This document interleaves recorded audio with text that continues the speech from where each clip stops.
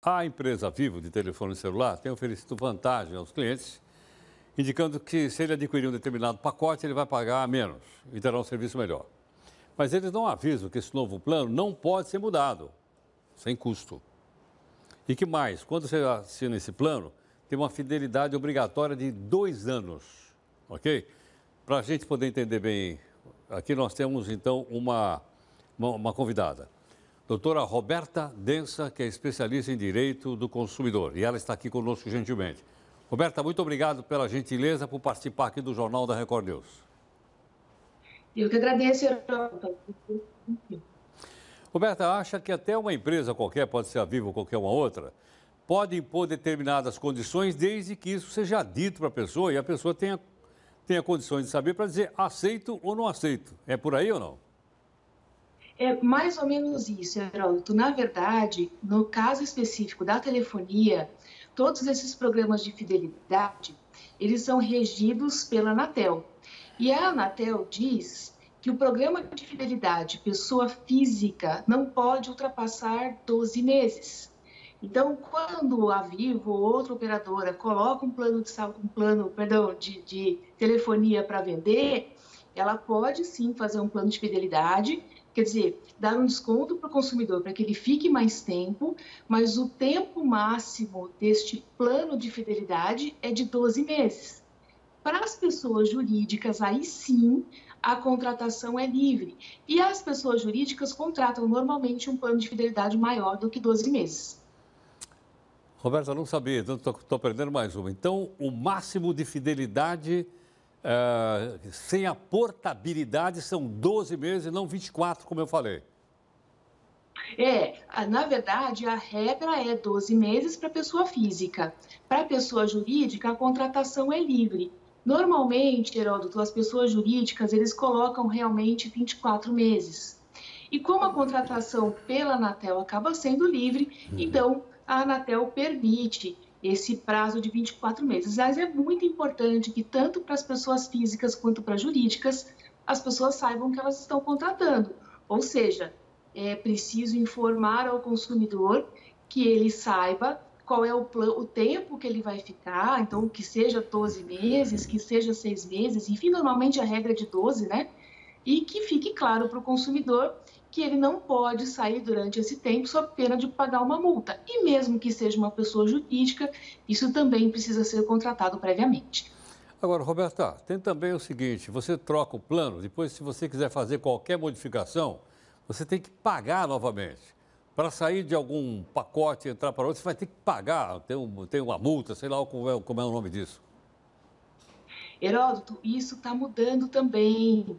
Isso, na verdade, a Anatel, se já não regulamentou, está para regulamentar essa diferença.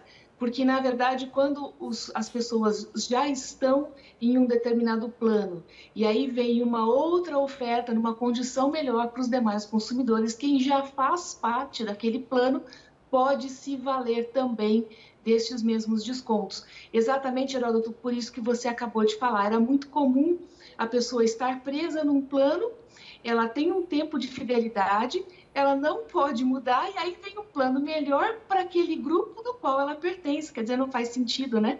Então, por causa disso, se a Anatel não regulamentou, está para regulamentar, ou vai entrar em vigor uma regra sobre isso daqui a pouco tempo. Agora, Roberta, uma das formas que a companhia usa para falar com seus clientes é, logicamente, através do telefone, do celular. Faz a oferta, né? E aí eu ouço algumas coisas e não ouço outras. Ou me falam umas coisas e não falam outra. Aí ela diz assim, está sendo gravado, né? Ou seja, isso vale como um contrato? Isso vale, Heródoto. E o consumidor pode exigir aquela gravação telefônica. Desde 2008, ele pode exigir essa gravação para que essa gravação seja passada também para ele. Então, as companhias têm a obrigação de guardar essas informações por até 90 dias. E o consumidor, dentro deste prazo, pode exigir todas as ligações que foram feitas. Agora, é muito importante dizer o seguinte, a comprovação da contratação, ela é de obrigação do fornecedor, na verdade, né? Então, o fornecedor é que tem que fazer a prova de que foi contratada naquelas condições. Há um artigo no Código de Defesa do Consumidor que é belíssimo. É um artigo que é de número 46. Ele diz o seguinte: se o consumidor não recebeu as informações contratuais antes de contratar, ele não é obrigado a cumprir o contrato. Só o fornecedor fica obrigado a cumprir o contrato nessas condições. Roberta, mais uma orientação que você poderia dar para a gente em relação ainda a esses planos de telefone? Não? Claro. Queria... Sim, mais algum outro tópico? Entendi. Ah. Bom, a gente tem vários pontos que são importantes, né? Primeiro, que o consumidor, então, entenda o que ele está contratando. Tudo que ele for contratar, que seja enviado por escrito e que ele peça essa ligação telefônica se for feito por telefone. Então, tudo isso tem que deixar aí bastante guardado. O consumidor precisa se resguardar para futuras reclamações. A Anatel tem funcionado muito bem, Heródoto, para todo tipo de reclamação.